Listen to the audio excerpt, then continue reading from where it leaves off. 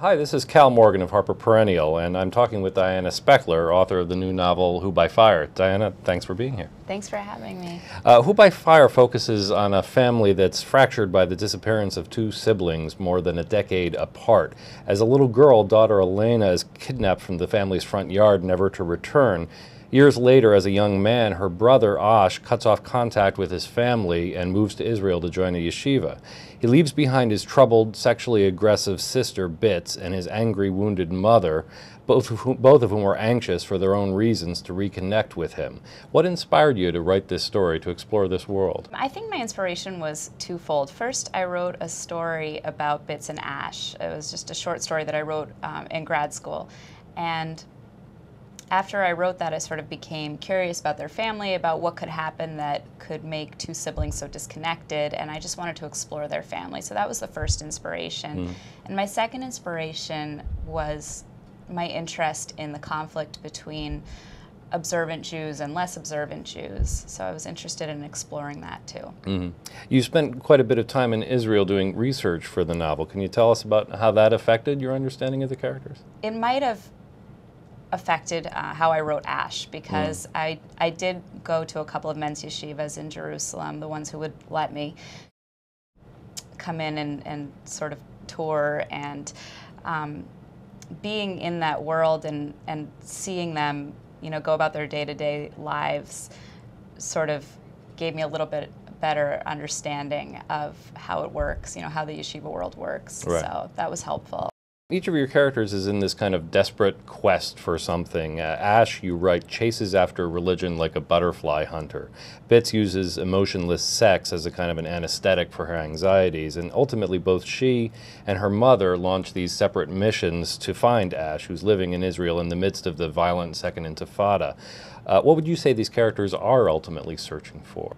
Everybody's kind of looking for some sort of relief from their guilt. I think they all feel really broken ever since Elena disappeared.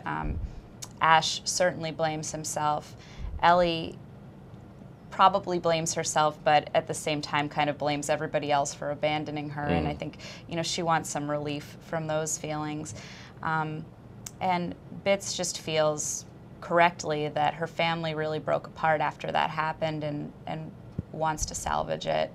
I would say that they're all sort of searching for the same thing, but kind of from different angles. The chapters of your book shift back and forth among the voices of your three protagonists. How challenging was it to inhabit those perspectives?